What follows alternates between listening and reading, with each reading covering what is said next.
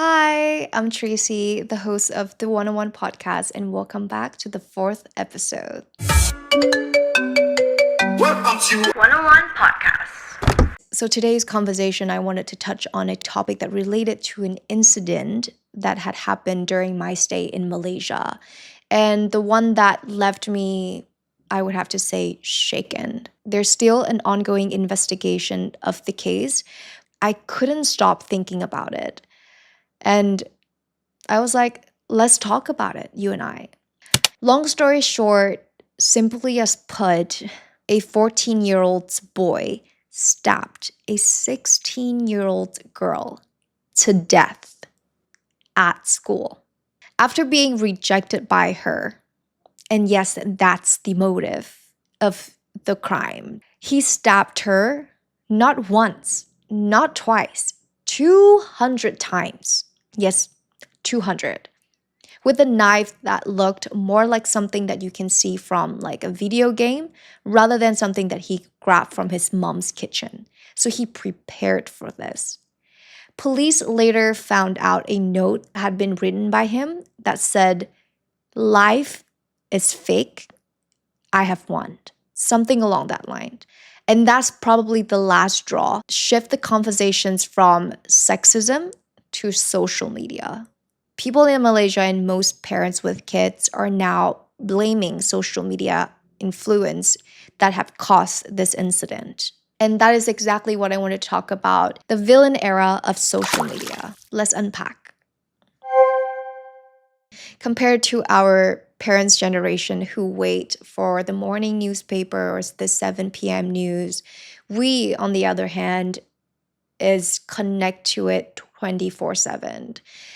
It's not that we are consuming information anymore. It's fed to us. And the biggest difference between our generations is not like how connected we are or how updated we are, but actually the information we're consumed by our parents are not personalized by bias. And ours is completely shaped by something called the algorithm. It's ironic. For people who don't know what algorithm means, here is the algorithm 101 class for you. Algorithm is basically the brain behind your feeds, and it learns what you react to and feeds you more of it. And it basically to serve a purpose that keep you online and scrolling for longer, because the longer you stay, the better it wins. So you end up surround yourself with the same opinion, emotions, aesthetic that mirror your own. It's technically an echo chamber or a reinforcement loop. And over time, it doesn't just reflect you. It can reshape you because it will feed you something that they know you would react to and then force that narrative onto you.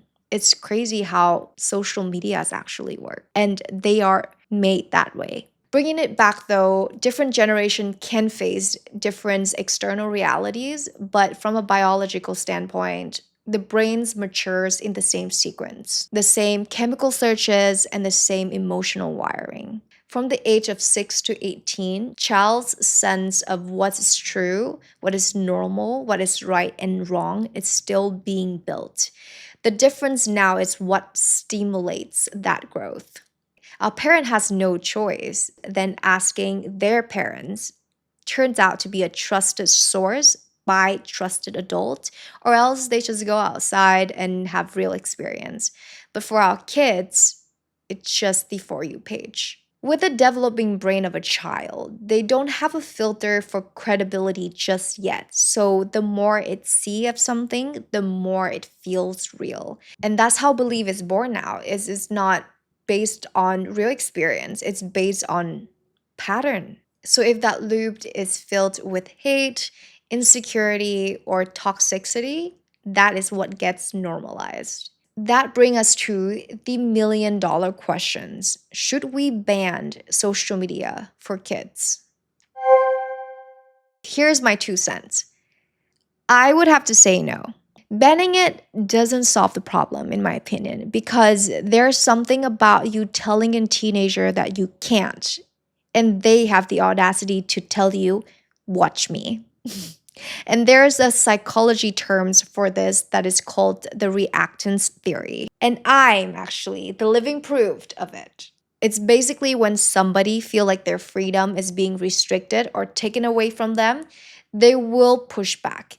Either emotionally, for example, whatever the curiosity that they have being intensified, they will show irritation, they will show more defensiveness, and then it's also led to behavioral pushback as well. It's mean that they will do exactly the opposite of what you tell them. Like imagine kids, when kids find a way, and you and I both know, and let's be honest here, kids always find a ways to go behind parents' back. Our parents did it to their parents, we did it to our parents, so our kids will do it to us. It's just life. And then that means that they will now use social media under zero supervision or guidance, right? They're trying to hide it away from you. And to me, that is worst. At this point, I also need to introduce a perspective so that we can fairly judge this. Social media is a part of our evolution, and it has been opening doors that we didn't know exist. For example, distance is no longer an issue. The only actual barrier is your language, and you can actually learn any kind of language for free online. Social media also connected us beyond border ideas and possibilities. It gives people a voice, put knowledge within reach, and of course, open access that once belonged to only some privileged few. So, yes, it has a dark side, but social media is not the villain. This can sound a little bit extreme, but I feel like taking it away, it's equally as taking away opportunity, knowledge, and access. It sadly is not protection, it's more of regression. The goal is never about deleting it because we as adult needs it. The civilization needs it. We cannot just like go back in time before the internet was even existed forever. Just because there's some dark side to it that we, I think, can fix and makes it better. And the point here is to accept it and evolve with it. I was there before Facebook, and I was there when Facebook was launched. And from then to now, we have been coexisting and evolve with it. And why can't we just accept and continue to evolve with it? Because even if you ban it now for kids, they will be old enough to get access to the internet. And by then, they still don't have the coping mechanism, they don't have the knowledge to deal with the internet. We will go back to the same debate. Like it's just a delay and it's not actually solving any problems. And that's my 2 cents. So, anyways, if we don't ban, how can we make it better? When it comes to social media, I feel like you cannot parent the whole generations. And that's when the government has to comes in and play a role. There's two things I feel like the government can do, and I think is very important in my opinion. You guys can share your 2 cents, of course, always down in the comment. I would love to hear it from you because it's such an interesting topic. They should teach digital literacy in school. Like we teach math, science, literature, but not how to manage a digital identity when kids are facing it every day. I have said this before that now social media is more of like a modern stage. Is where you express, connect, perform even. And there's no way they are learning how to manage it and how to be a person online. So we need to evolve. We need to like update right now, the government, please. We need to go beyond teaching them on how to use the internet. They can do it better than you. We need to teach them how to exist and think online, how to protect themselves, and of course, encourage them to ask questions and, not only towards the creator of the informations, but also bring it to the teachers or the parents to help them navigate. You know what I mean? Like that's something I feel like it should be taught in school. And I wish I was, but obviously at the time, people don't even know Facebook gonna get this big. But we live and we learned. The second thing I think is really, really, really important is to take away the power of anonymity. Because when you take away the identity, you take away empathy. And there is so many conversations about hate comments. And when you go to that page, is like basically a fake photo, a fake name. It's not about taking away privacy. It's never that. Privacy is a right. That's why we need a system. We need to build something. I don't know what it is. It's just ideas.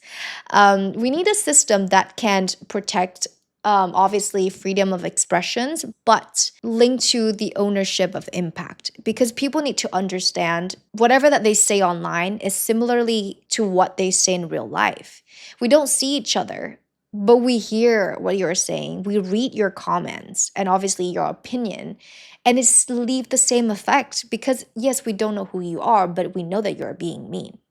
And you need to understand the impact of it all. Freedom isn't about doing whatever you want. It is about doing whatever you want, but being responsible for it.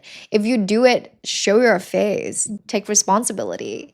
But it's really hard to say though about censorship. And obviously there's nothing absolute. And what I'm saying here is definitely something it's just related to protecting kids from something that they don't have to understand or deal with yet.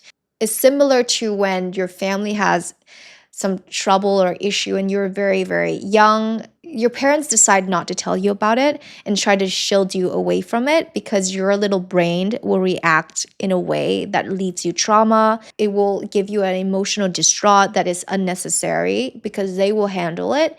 It's the same way as this. And sometimes for kids, you do need censoring. And moving on to us as an adult or as an internet user, there's so much more we can do, I feel like. First of all, just slow down. Like before you followed or you liked a video, I hope you can focus on the value that they bring rather than how entertaining they are. Every like, every share, every follows can be counted as a vote. You yourself hold the powers to give somebody a platform, an audience, and a voice that later might turn into a massive influence.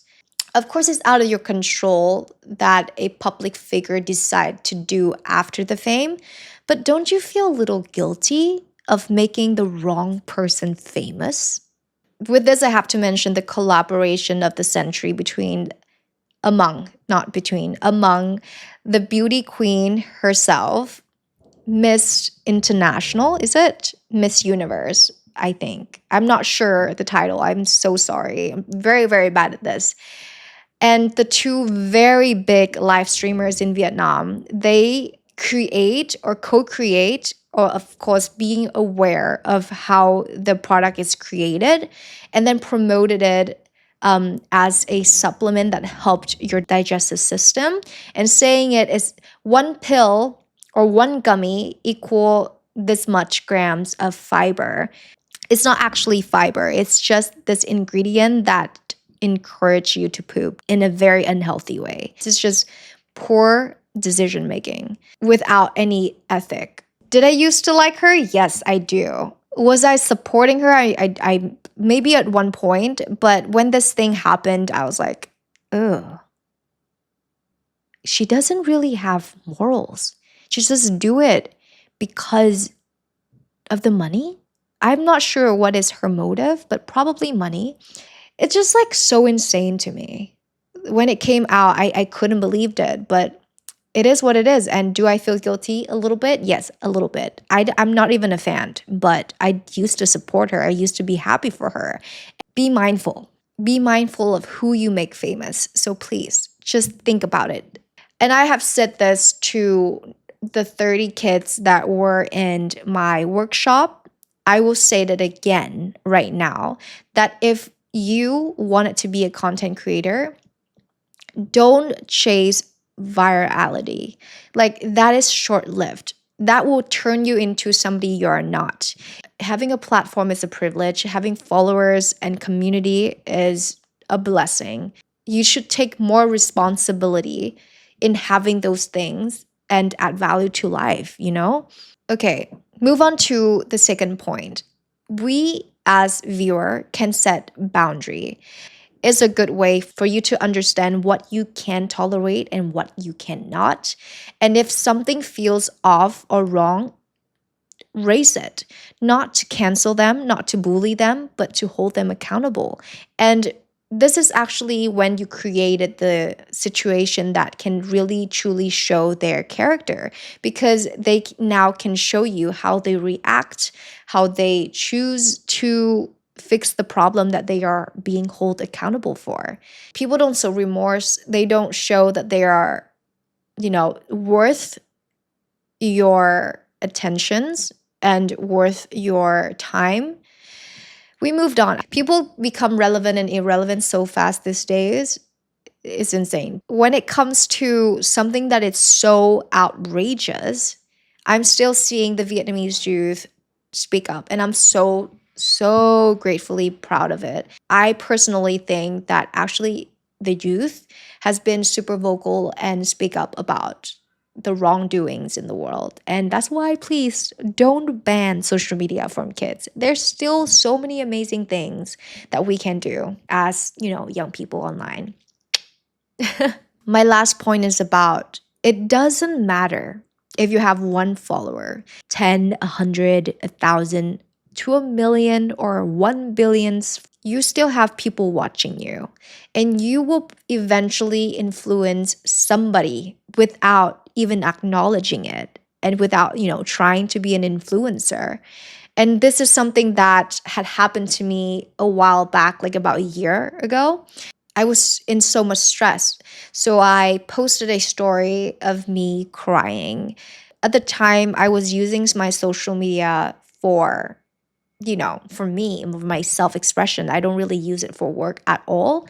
But I did share it. And there's this girl who DM'd me and she said, and I quote, "I have been following you for so long. You seem so strong. I don't even know you know how to cry." And that sits with me for a very long time. And that I understand I am a part of the problem of just showing highlights reel of my life. And it makes people has a wrong perceptions of, you know, being a brand manager.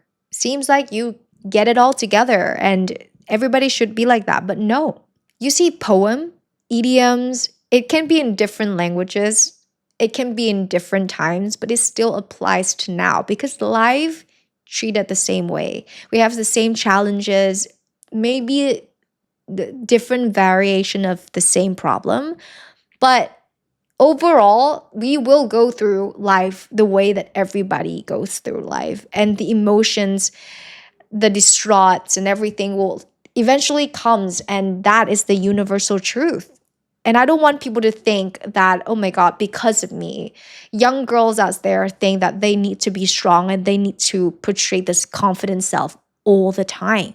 And after that conversation that we had, I became more responsible with what I have to share and what I have to post. And a part of the reason why I do this podcast is the same way. I wanted to discuss, I wanted to talk, and I wanted to bring in perspective. And after that, I feel like I have been posting more responsibly in a way that I always have it in the back of my mind that there's young girls that has been following me. And I wanted them to understand that whatever that they see on my Instagram is just not entirely the truth. It's just the highlight. And you cannot live your life like obviously an Instagram aesthetics page. There's ups and downs, there's tears, there's blood, there's sweat. There's so many things in life that no one will go through it without breaking a bone. Yeah, post responsibly. Everyone, please. Just please. At the end of the day, social media isn't going anywhere. And maybe it shouldn't. Let us all reflect. Look at our For You page, the content that we're consuming. It reflects who we are, what we value, and probably what we have to learn and what we might have to change. Because if right now, if there's so many negativity on your For You page, change it, search for something else, consume different content. And then, yes, algorithm can be trained. Again, it reflects you at the beginning. So let it works for you. Be the person you want it to be and makes your feet work for it. The goal isn't about running away from it. It's about staying woke while using it. And staying woke here simply means to scroll consciously, share intentionally, and influence with empathy. So, for content creator out there, the next time you post, ask yourself, what energy am I giving into the space and what value am I adding into the space? And for the people at home, the viewer, vote with awareness. And remember that evolutions doesn't just happen with technology. It happens with how we choose to use them as well. And I hope we choose to use it with kindness, awareness, and purpose. I also have this final notes. I would like to send an extended condolences to both families for ones that now forever lost their daughter, and then for the one that have to live with the guilt that their son has murdered somebody else. What happened has already happened, and we need to use this opportunity to raise awareness. And that's all I have for you today. So thank you for coming. Thank you for having these discussions. And of course, as always, I'm so excited to hear your 2 cents down in the comments. Let's have a conversations on this topic. Thank you very much. See you in our next episode. Bye.